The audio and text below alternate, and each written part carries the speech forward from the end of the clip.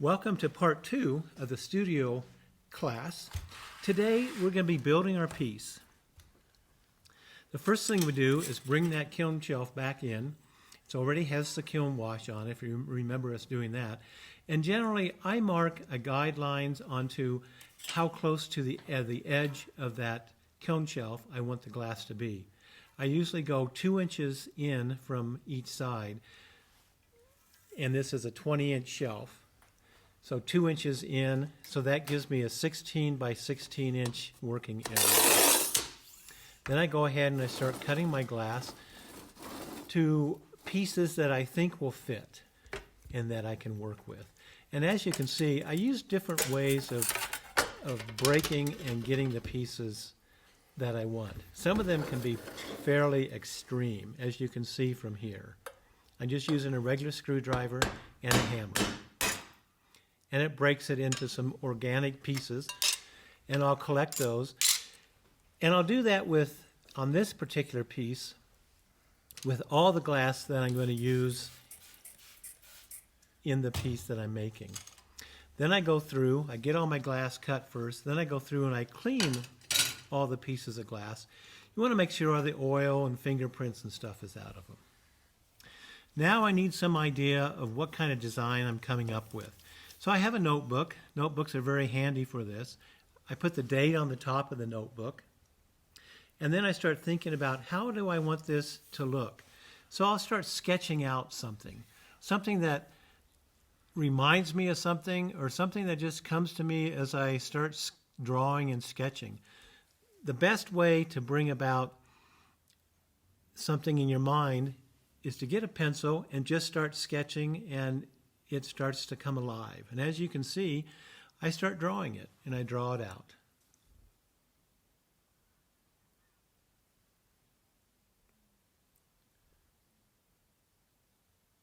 Just a quick note on that cutting surface I was using. It's called the Cutter's Mate, and you can purchase it from any glass supplier.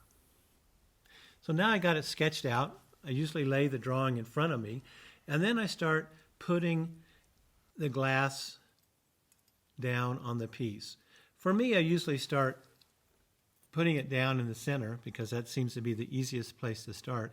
And I'm also aware that this piece of glass, when it's finished, is going to have a front side and a back side.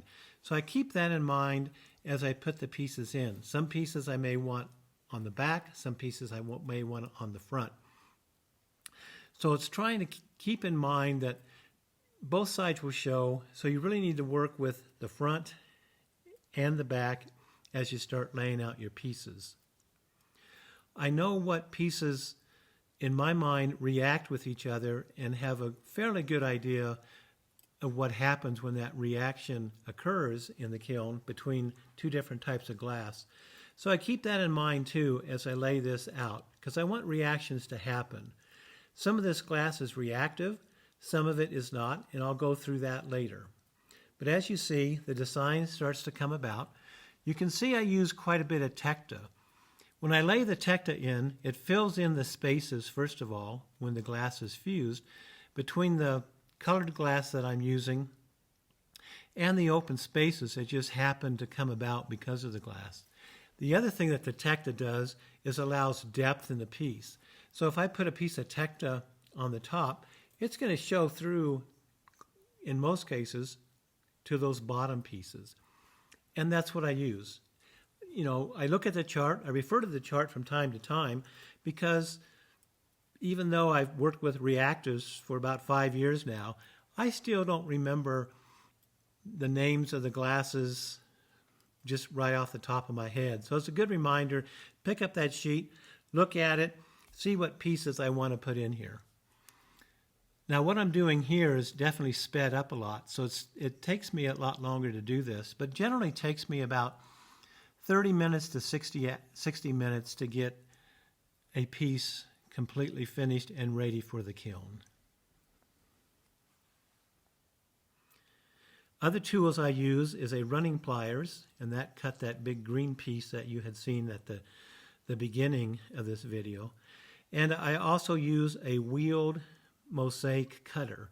and that's the cutter that you see there. It has the blue handle, and it has rollers on it, and I use that to cut pieces as well.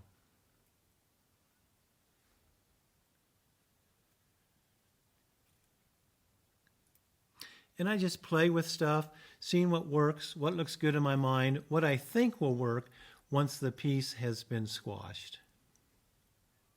Again, this takes years of practice to get in your mind what works and what doesn't work, and what might happen once it's in the kiln and it's brought up to temperature to fuse the piece together.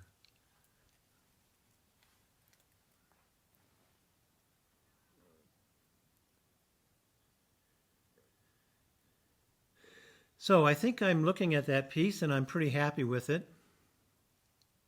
There may be a few other things I want to put in it.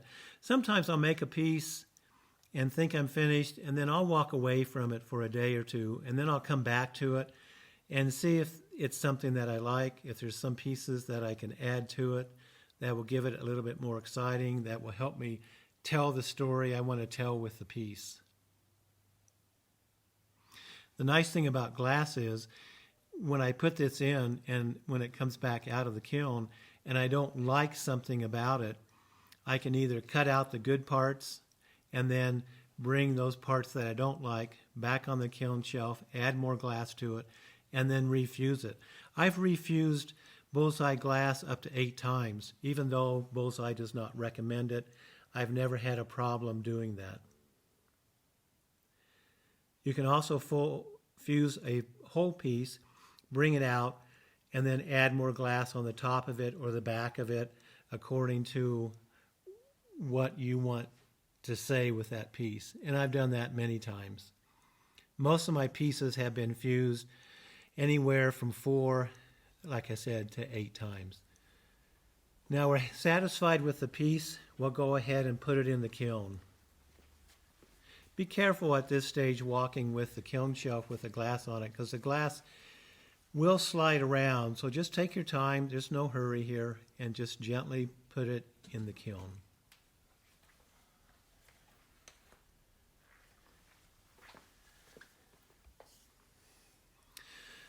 Now I use some fiber paper. This is 1/8 inch fiber paper. I put it in 3 layers and I make little rectangles. And then I put this stuff on the corner of the kiln shelf, on all 4 corners. And the reason I do that is because I want that top shelf to come down level. I didn't used to do that until about 2 years ago. And when I didn't do it, I would get varying thicknesses from one side to the other side. But with this new technique where I put a little spacer on each corner, when that shelf comes down, when it's at top temperature of 1525 degrees, comes down even, and my pieces end up quite level as far as the surfaces from the top to the bottom. Now I'm putting on some weight. So you can see I have the other kiln shelf. Reverse it. You definitely don't want to make a mistake and put the non-kiln wash side down, because you'll just ruin your piece that way. So go ahead and make sure that everything is correct. Put some weight down. These are just fire bricks and an old kiln shelf that I had. And that's about it. We'll see you when this is finished.